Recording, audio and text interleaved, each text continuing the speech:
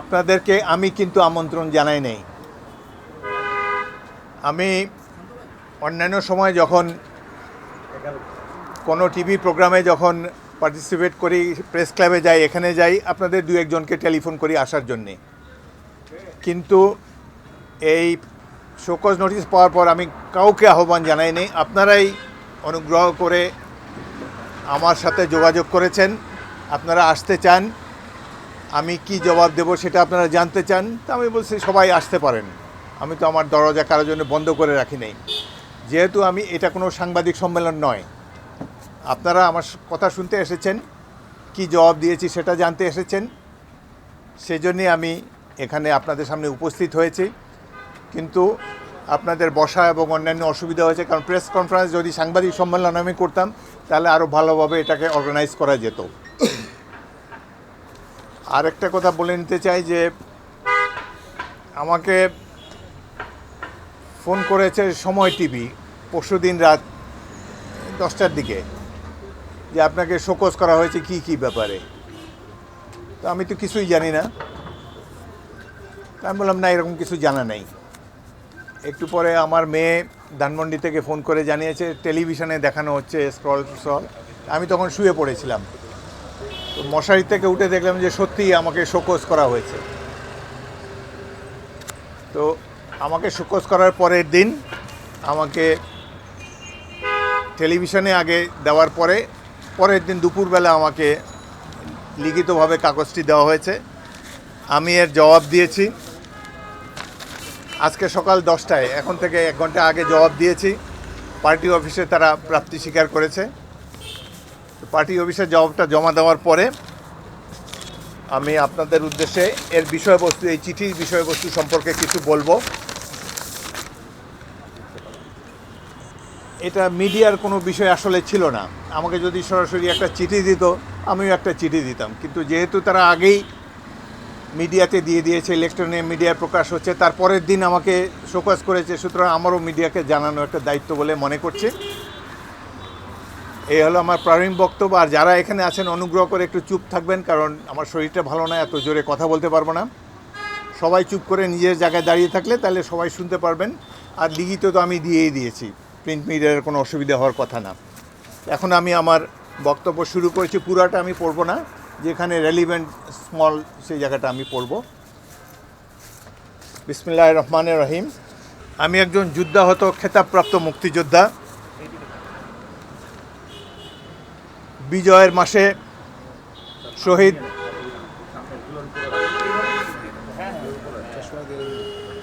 শহীদ বুদ্ধিজীবী দিবসে অসৌজন্যমূলক ভাষায় অসত্য অভিযোগ সম্বলিত কারণ দর্শানো নোটিশ পেয়ে আমি হতবাক হয়েছি। আমি বিগত 29 বছর ধরে বিএনপি রাজনীতির সাথে সংশ্লিষ্ট। আমার যোগদানের তারিখ, ভাইস চেয়ারম্যান পদে নিয়োগ পাওয়ার তারিখ, আমার নামের বানান ভুল সহ অনেক ভুলই রুহুল কবির রিজভীর চিঠিতে দৃশ্যমান। বিএনপিতে যোগদানের পূর্বেই আমি 3 বার সংসদ সদস্য হয়েছিলাম। 1991 সালে স্বতন্ত্র প্রার্থীরূপে সংসদ নির্বাচনে বিজয়ী হয়ে বিএনপিতে যোগদান করি। বিগত 22 বছর ধরে আমি দলের ভাইস চেয়ারম্যানের দায়িত্ব পালন করে এসেছি। 98 সালে যখন ভাইস চেয়ারম্যান হই তখন এটি 15 জনের কমিটি ছিল, এখন 35 জনের কমিটি। ওই 15 জনের মধ্যে আমি ছাড়া সবাই মারা গিয়েছেন, খালি নজমুল হুদা বাইরে আছে। একজন যুগ্ম সচিব, মহাসচিব আদিষ্ট না হয়েও ভাইস চেয়ারম্যানকে শোকজ করতে পারে না। এটা সৌজন্যের ব্যত্যয় হয়েছে এবং যে আক্রমণাত্মক ভাষা ব্যবহার করা হয়েছে তাতে আমি অত্যন্ত অপমানিত বোধ করছি। ব্যক্তি রুহুল কবির রিজভী অত্যন্ত ভদ্র, নিষ্ঠাবান, ত্যাগী নেতা। তার সাথে আমার সুসম্পর্ক আছে। তার কাছ থেকে এই ধরনের চিঠি আমি আশা করি নাই। দলীয় নেতৃত্বের প্রতি যথাযথ সম্মান প্রদর্শন করে আমি আমার নিম্নরূপ বক্তব্য পেশ করছি। আমাকে যে নোটিশটি দেওয়া হয়েছে তার জবাব 11টি পয়েন্ট দেওয়া হয়েছে, 11টি অভিযোগ, 11টিরই আমি জবাব দিচ্ছি।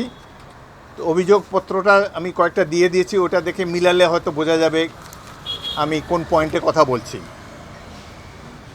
1 নম্বর, আমাকে কখনো বরিশাল বিভাগের সাংগঠনিক দায়িত্ব দেওয়া হয় নাই। 2, জাতীয়তাবাদী কৃষক দলের কেন্দ্রীয় মনিটরিং কমিটির আহ্বায়ক পদে দায়িত্ব পালনের জন্য বলা হয়েছিল। তখন আমি শারীরিকভাবে অসুস্থ ছিলাম। আমার বর্তমান বয়স মাত্র 76 বছর 2 মাস। 76 বছর 2 মাস। আমার চাইতে বয়স্ক ব্যক্তি বিএনপিতে মাত্র 4 জন আছে, কেন্দ্রীয় কমিটি এবং স্থায়ী কমিটিতে 4 জনের বয়স আমার চেয়ে বেশি হিসাব করে দেখেছি। মাঝে মাঝে তো অসুস্থ হতেই পারি। গত 2 বছর ধরে আমি হাঁটুর ব্যথায় আর্থারাইটিসে ভুগছি, হাঁটতে পারি না ঠিকমতো। সেই জন্য মানববন্ধনে যেতে পারিনি। মানববন্ধনের যাই নাই, সেই জন্য আমাকে নোটিশ করা হয়েছে 72 বছর বয়স্ক ভাইস চেয়ারম্যানকে। 20, 25, 23, 24 ছাত্রদল, যুবদল, মূল দলের নেতা ফখরুল ইসলাম আলমগীর আমার 4 বছরের জুনিয়র ঢাকা বিশ্ববিদ্যালয়।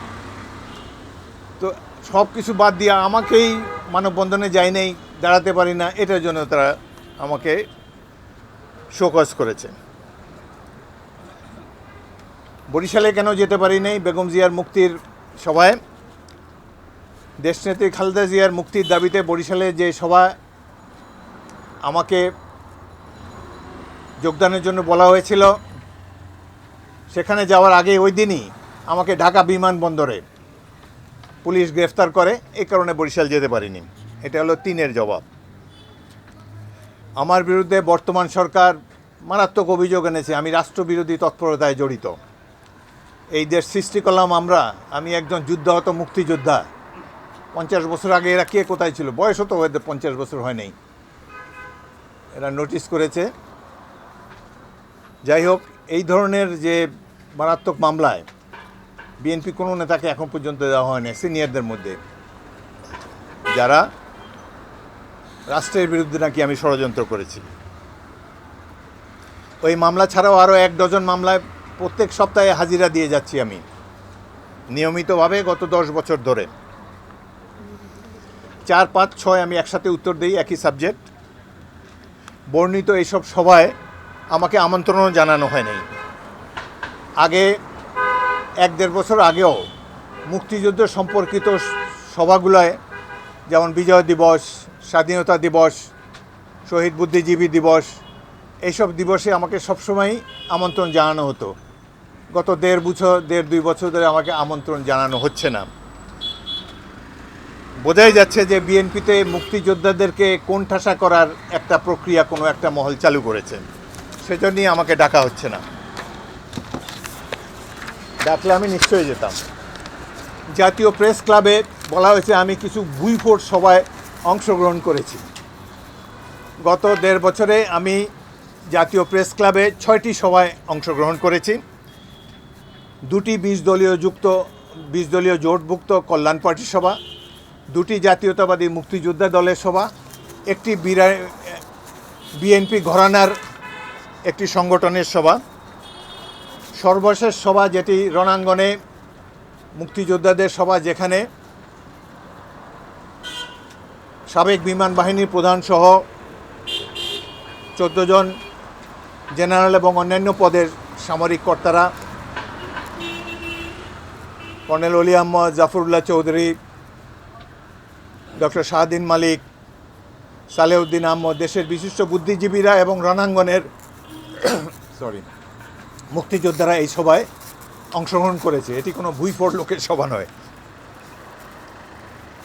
আমার কি কি বক্তব্যে আপত্তি আছে এটা দল আমাকে বলে নাই, তবু অনুমান করে আমি কয়েকটা দিচ্ছি। সংবাদপত্রে এগুলো হয়তো কারো কারো চোখে পড়েছে। ক, জনগণ মনে করে যে নির্বাচনে বিএনপির অংশগ্রহণ করা উচিত ছিল সেটি বর্জন করেছে এবং যেখানে অংশগ্রহণ নিরর্থক সেখানে অংশগ্রহণ করেছে, জনগণ মনে করে। 2, 2018-র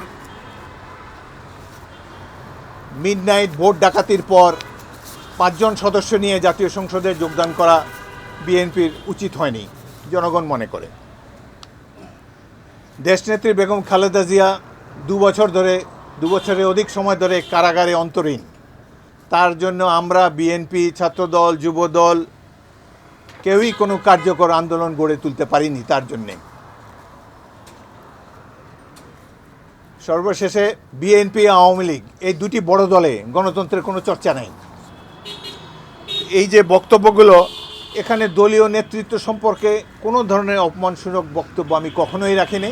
এগুলো আত্মসমালোচনামূলক বক্তব্য। 7-এর জবাব হলো, প্রিন্ট ও ইলেকট্রনিক মিডিয়ায় আমি দলীয় স্বার্থবিরোধী কোনো বক্তব্য দেইনি। সকল প্রিন্ট এবং ইলেকট্রনিক মিডিয়া বর্তমান সরকারের নিয়ন্ত্রণাধীন। এখানে আমাদের বক্তব্য প্রায় উদ্দেশ্যমূলকভাবে বিকৃত করা হয় কিংবা খণ্ডিতভাবে প্রচার করা হয়। আমি 34 বছর ধরে রাজনীতি করছি, কখনো কাউকে ব্যক্তিগত আক্রমণ করিনি। আওয়ামী লীগ সরকারের কঠিন সমালোচনা করি, কিন্তু তার নেতাদেরকে কখনো ব্যক্তিগতভাবে আক্রমণ করি না। নিজের দলের তো প্রশ্নই আসে না কাউকে ছোট করা, কারো প্রতি অসম্মান করা।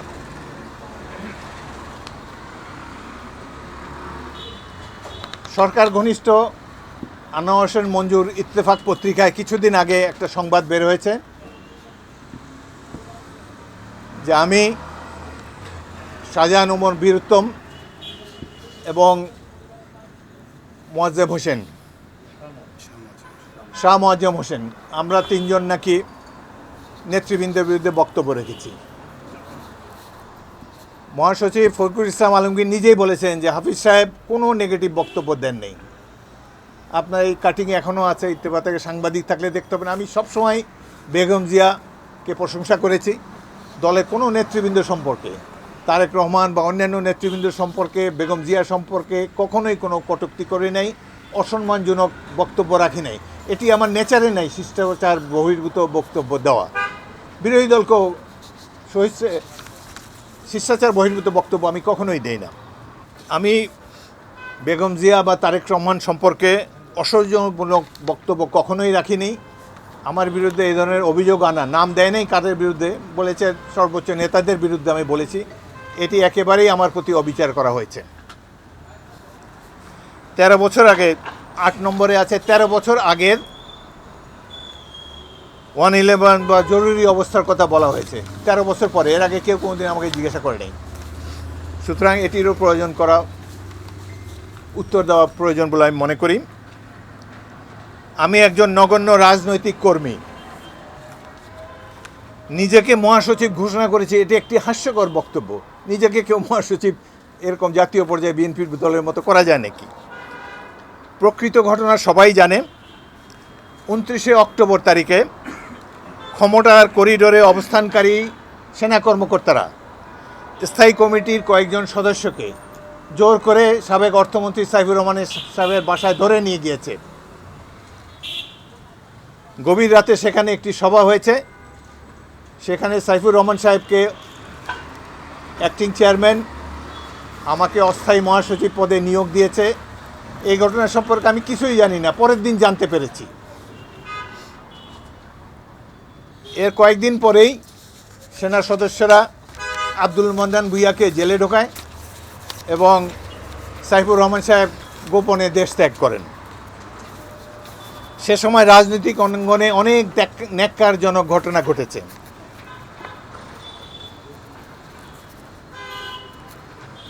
অনেকে অত্যাচার করা হয়েছে, রাজনৈতিক কর্মীদেরকে উপর নির্যাতন করা হয়েছে। কারো কারো কাছ থেকে জোর করে আর ভবিষ্যতে রাজনীতি করব না এই ধরনের মুচলেখাও সংগ্রহ করা হয়েছে। সেই সময়টি ছিল অত্যন্ত কঠিন সময়। আমি বাংলাদেশ সেনাবাহিনীর প্রতিষ্ঠাকালীন সদস্য। 1971 সালে আমরা 25 জন সেনা কর্মকর্তা পাকিস্তান সেনাবাহিনী থেকে বিদ্রোহ করে বাংলাদেশ সেনাবাহিনী সৃষ্টি করেছি। এই জন্য সেনাবাহিনীর সকল পর্যায়ের অফিসাররা আমাদেরকে একটু সম্মান করে, মুক্তিযোদ্ধা অফিসারদেরকে, বিশেষ করে আমরা যারা বাংলাদেশ সেনাবাহিনীর জন্ম দিয়েছি। জেনারেলরা একদিন প্রধান যারা ছিল তারা আমার বাসায় এসেছে, আমি কোনোদিন কারো কাছে যাইনি। তারা আমার বাসায় এসে এই ঘটনা জানিয়েছে। তারাই আমাকে জানিয়েছে যে আগের রাত্রে কয়েকজনকে জোর করে ধরে নিয়ে তারা এই যে অ্যাক্টিং চেয়ারম্যান, অ্যাক্টিং মহাসচিব এসব বানিয়েছে। তো আমি আরও তারা জানিয়েছে যে বিএনপির 105 জন সংসদ সদস্যকে তারা লিখিতভাবে দল থেকে পদত্যাগ করে ফেরদৌস কুরেশির দলে যোগ দিতে যাচ্ছে। আমি তাদেরকে বলেছি এই ধরনের কাজ যেন না করে। বিএনপি বিরাট একটি দল, শহীদ রাষ্ট্রপতি জিয়াউর রহমানের প্রতিষ্ঠিত একটি রাজনৈতিক দল। এই 105 জনকে আমার অনুরোধে তারা আর ফেরদৌস কুরেশির দলে যোগদান করায় নেই। তারা আজও বিএনপিতে আছে।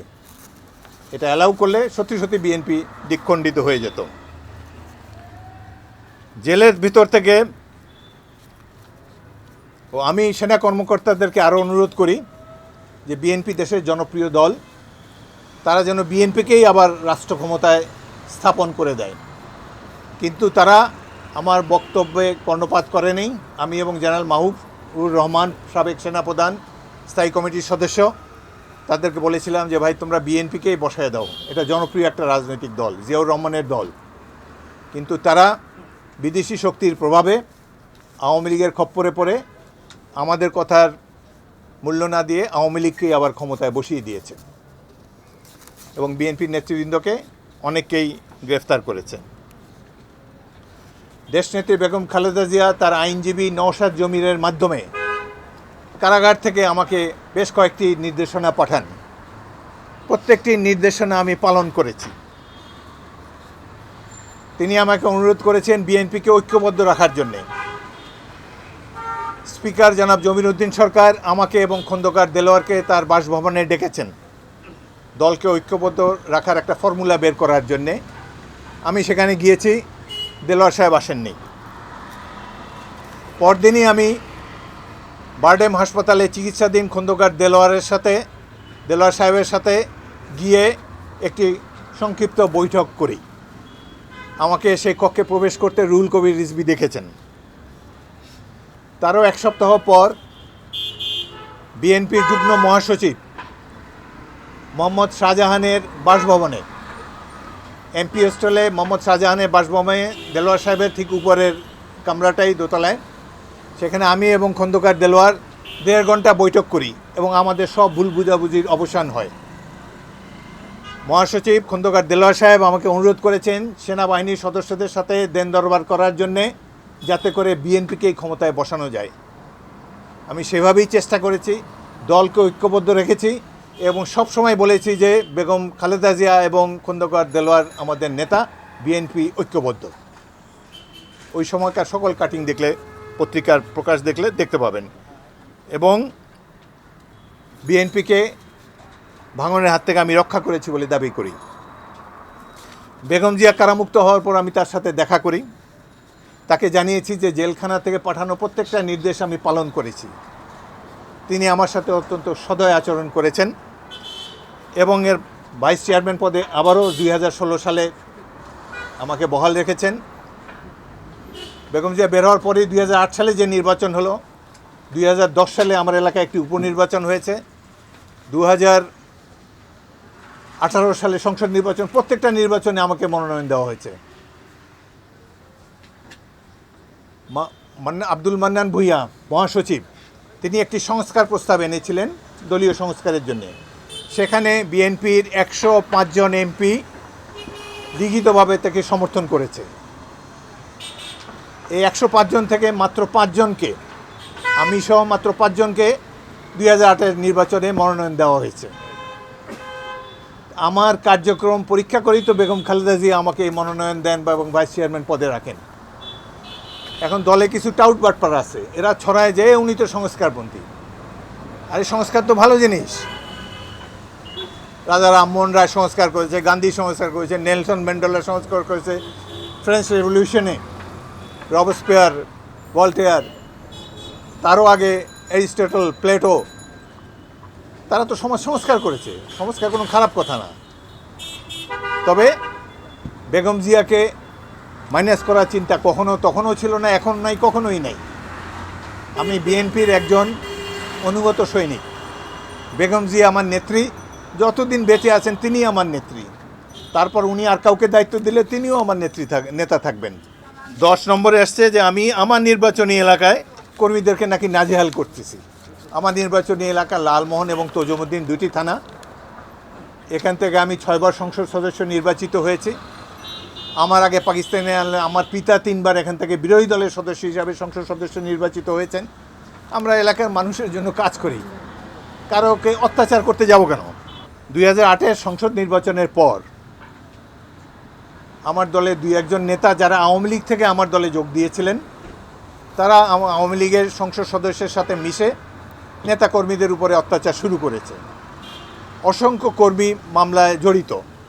এখানে যারা আছে, আমার 2টা থানার সভাপতি, সেক্রেটারি, সাংগঠনিক সম্পাদক, যুবদল, ছাত্রদল, পিছনেও আছে আমার সব ইউনিয়নের নেতৃবৃন্দ, সবাই এরা আছে। এরা গত 8 বছর ধরে কেউ বাড়ি ঘরে যেতে পারে না। ঢাকা শহরে, চিটাগাংয়ে মানবেতর জীবনযাপন করে। এদেরকে আমি লালন পালন করছি। 1000 খানেক নেতার বিরুদ্ধে মামলা, নির্বাচনের আগে গায়েবী মামলা দেওয়া হয়েছে 600 লোকের বিরুদ্ধে। সব আইনি প্রক্রিয়া আমি তাদের সহযোগিতা করছি। এইসব মামলাগুলায় উকিলের খরচ, মামলার খরচ, কাগের খরচ, মোহরির খরচ সব কিছু আমি বহন করছি। অথচ আমি নাকি আমার দলীয় কর্মীদেরকে খেয়াল করি না, এই ধরনের একটা অভিযোগ করা হয়েছে। যদি আমার কর্মীদের মূল্যায়ন আমি না করতাম, তাহলে 6 বার সংসদ সদস্য কীভাবে হয়ে? বিএনপিতে আছে কেউ 6 বারের সংসদ সদস্য? আমি দল ছাড়াও নির্বাচিত হয়েছি, মানুষের মাঝে মিশে আসি। আমরা অত্যাচার নির্বাচনে করি, নির্যাতনের জন্য রাজনীতি করি না। এত অভিযোগ এসেছে, দুর্নীতির কোনো অভিযোগ তো আমার বিরুদ্ধে নাই। এই সরকার তো অনেক চেষ্টা করেছে, আমার বিরুদ্ধে তো কোনো দুর্নীতি পায় নাই। ঢাকা শহরে একটা বাড়ি নেই আমার, এই বাড়ি আমার পিতার। 1965 সালে পাকিস্তান সংসদের সদস্য হিসাবে এটা পেয়েছিলেন, পারিবারিক ভাগাভাগিতে এটি পেয়েছি। ঢাকা শহরে আমার কোনো বাড়িও নেই। এমন নেতা আছেন বিএনপিতে, 100-র মতো বাড়ি আছে ঢাকা শহরে। তো দুর্নীতির অভিযোগ তো আমার বিরুদ্ধে নাই। কেন এই অভিযোগ আনলো, এটাই তো আমি বুঝতে পারছি না। আমি আমার নির্বাচনী এলাকায় গ্রুপিং সৃষ্টি করেছি, কোনো গ্রুপিং আমি সৃষ্টি করি নাই। গ্রুপিং করলে তো আমারই ক্ষতি। দলে গোপন গ্রুপিং থাকতে পারে, সব রাজনৈতিক দলই আছে, কিন্তু দলের প্রতিটি সদস্য আমার প্রতি অনুগত। যেই 2 জনকে বহিষ্কার করা হয়েছে, তাদের একজন রুহুল কবির রিজভী স্বাক্ষর জাল করেছে, আরেকজনও এই ধরনের শৃঙ্খলা বিরোধী কাজ করেছে। এই 2 জনই আগে আওয়ামী লীগ করতো, পরে বিএনপি ক্ষমতায় আসার পর বিএনপিতে এসেছে।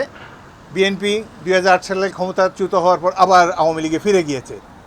এরাই বাংলাদেশের লোক তো মানে দরখাস্ত করতে উত্তম। আমরা সেনাবাহিনীতে ছিলাম, মার্শাল লটাও হলে পাকিস্তান আর্মিতে। এই যে দরখাস্ত যখনই সিগন্যাল পায়, সিগন্যাল না পাইলেও লক্ষ লক্ষ দরখাস্ত করতে থাকে বাংলাদেশের লোক। জায়গা জমি, স্বামী স্ত্রীর বিবাদ, নানা রকম অত্যাচার, যেগুলো সুপ্রিম কোর্ট নিষ্পত্তি করতে পারে না, সেগুলোও দেখে। যশোরে আমি মার্শাল ল অফিসে ডিউটি করতেছিলাম 69 সালে। আমার কমান্ডিং অফিসার পাঞ্জাবি, সে বলে যে আমরা তো মার্শাল ল দিচ্ছি, এখন তো কিছু দেখাতে হবে যে আমরা অথরিটি, ন্যায় বিচার করতেছি। তো দরখাস্ত পড়া শুরু হলো যশোরে। দরখাস্ত বহন মেজের উপরে যখন ঢাললো দরখাস্ত, ওইটা দেখে সবাই হাট ফেলাওয়ার অবস্থা। এই রুম ভর্তি দরখাস্ত, এগুলো কে পড়বে, কে নিষ্পত্তি করবে? এরকম বহু দরখাস্ত বিএনপি অবশ্য দেয়। আমি কর্মীদের সাথে খারাপ ব্যবহার করি, অত্যাচার করি, নানান ধরনের। তো এগুলোর জন্য আমি অনুরোধ করব, কেন্দ্র থেকে একটা টিম যেন যায় আমার এলাকায়, গোপনে যেয়ে দেখে আসুক কী ধরনের অত্যাচার নির্যাতন আমি করছি মানুষের উপরে, এটা সত্যি কিনা। এবং তাদেরকে মাঝে মাঝে ডাকানো হোক। যারা আমার বিরুদ্ধে অভিযোগ করে তাদেরকে একটা কথা খালি জিজ্ঞেস করতে হবে যে গত 12 বছরে তোমার বিরুদ্ধে কোনো মামলা হয়েছে? তুমি একদিনের জন্য জেলে গিয়েছো? এটা করলে এই প্রশ্নের উত্তর পাবে, তারা কি বিএনপি করে না অন্য দল করে। আমার দলের সকল কমিটি অভিযোগ করা হয়েছে যে আমি নিজেই মনোনয়ন দিয়ে দিই। আমার দলের মূল দল বোলা জেলা দল, দক্ষিণাঞ্চলে একমাত্র জেলা কমিটি যেটা ভোটাভুদ্দির মাধ্যমে হয়েছে, মির্জা ফখরুল ইসলাম আলমগীর মহাসচিব নিজেই উপস্থিত ছিলেন। আমার থানা, 2 থানার কমিটি, অঙ্গ দলের কমিটি, সব কিছুই গঠনতন্ত্র মোতাবেক আমি গঠন করেছি কাউন্সিলরদের সমর্থনের মাধ্যমে। আমরা কোনো অত্যাচার করার জন্য রাজনীতি করি না। আমার এলাকায় আপনাদেরকে আহ্বান জানাই, শিক্ষা বিস্তারে আমি ভূমিকা রেখেছি, অসংখ্য স্কুল করেছি, 5টা কলেজ করেছি আমার পিতামাতার নামে, একটা আমার উপজেলার নামে, সরকারি সাহায্য ছাড়াই। আমার নিষ্ক্রিয়তার কথা বলা হয়েছে যে আমি নিষ্ক্রিয় না, সক্রিয় হচ্ছি না। 29 বছর ধরে এই দল করি। আমার মূল বক্তব্য, আমি বিএনপির সর্বোচ্চ নেতৃবৃন্দকে উদ্দেশ্য করে কখনোই কোনো অসম্মানজনক অসৌজন্যমূলক বক্তব্য রাখিনি। থাকলে দেখাক যে আমি বেগম জিয়া বা তারেক রহমানকে অ্যাটাক করে কোনো কথা বলেছি কিনা, তাদের মান সম্মান যায় এরকম কোনো উক্তি আমি করেছি কিনা। কখনোই আমি এই ধরনের করি নেই। হাসিনাকেও, শেখ হাসিনাকেও বলি না, কাউকে অ্যাটাক করা আমার নেচারই নেই। হোসেন মোহাম্মদ এরশাদকে সবাই লম্পট, দুর্নীতিবাজ, স্বৈরাচার সব কিছু বলে। 34 বছর রাজনীতি করি, কোনো দিন এইভাবে আমি পার্সোনাল অ্যাটাক করি। আমার মুখ থেকে কোনো দিন এসব শুনবেন না। রাজনীতি যদি নাও করি, বেগম জিয়া বা জিয়া পরিবারের কোনো সদস্যের বিরুদ্ধে আমি কথা বলবো না। এটা আমার নেচারে নেই। They should understand. পরিশেষে আমার মূল বক্তব্য, আমি বিএনপির সর্বোচ্চ নেতৃবৃন্দকে উদ্দেশ্য করে বলতে চাই, শহীদ রাষ্ট্রপতি জিয়াউর রহমান সততা এবং দেশপ্রেমের মূর্ত প্রতীক। আমি মুক্তিযুদ্ধে তার অধীনস্থ একজন সেনা কর্মকর্তা ছিলাম। জীবন বাজি রেখে যুদ্ধ করেছি, সম্মুখ সমরে আহত হয়েছি। 14ই ডিসেম্বর তারিখে সিলেটের এমসি কলেজে পাক বাহিনীর সাথে সারাদিন ব্যাপী যুদ্ধে, মরণপথ যুদ্ধে অংশগ্রহণ করে বিকেলে সিলেট শহর দখল করেছি। আমার অধীনস্থ 14 জন সৈনিক শহীদ হয়েছে। আমার প্লাটুন কমান্ডার সুবেদার ফয়েজ বীর উত্তম সেখানে শহীদ হয়েছে। 14 ডিসেম্বর সবার আগে, মিত্রবাহিনীর আগেও মেজর জিয়াউর রহমানের নেতৃত্বে আমরা সিলেট দখল করেছি। এই 14 তারিখেই আমার বিরুদ্ধে আমার দল আমাকে কাঠগড়ায় দাঁড়া করিয়েছে। মুক্তিযুদ্ধের কোনো সম্মান এখানে নাই। কিভাবে এই দেশটা স্বাধীন হলো? অনেকের তো বয়সই হয় না 50 বছর। What we have done for this country. কোনো বক্তৃতায় এই দেশ স্বাধীন হয় নাই। বুকে রক্ত দিয়ে এই দেশকে স্বাধীন করেছি। কি কারণ দশায় আমাকে দেখায়? জিয়াউর রহমান বেহেশতে থাকলে উনিও লজ্জা পাবেন। মেজর হাফিজকে শোকজ করেছে বিএনপি। 78 সালে আমাকে ডেকেছেন বঙ্গভবনে, এই তোমার বাবা এমপি ছিল, তুমি বিএনপি থেকে ইলেকশন করো 79 ইলেকশনের জন্য। আমি বললাম, স্যার আমি তো এখনও ফুটবল খেলি, আমার রাজনীতির প্রতি কোনো আগ্রহ নাই। ওই সময় আমার বন্ধুরা 2 জন গেছে, মেজর ইকবাল এবং কর্নেল জাফর ইমাম, 2 জনকে উনি মন্ত্রী করেছেন। আমি গেলে উনি আমাকে ক্যাবিনেট মন্ত্রী করতেন। বিএনপির অনেক উচ্চ পর্যায়ের নেতা থাকতাম। রাজনীতির প্রতি কোনো আগ্রহ নাই।